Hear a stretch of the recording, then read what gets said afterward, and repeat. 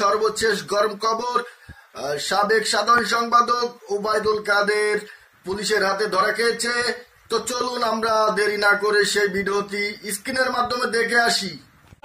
তারেক রহমান পালিয়ে যায়, আমরা পালাতে জানি না।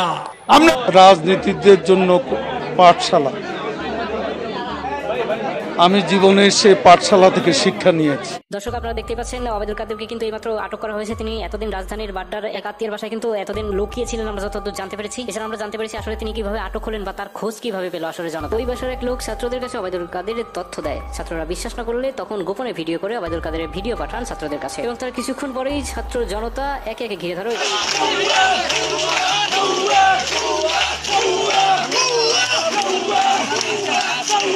এবারকার জেল জীবন রাজনীতিকদের জন্য পাঠশালা, আমি জীবনে সে পাঠশালা থেকে শিক্ষা নিয়েছি। সিঙ্গাপুরের এয়ারপোর্ট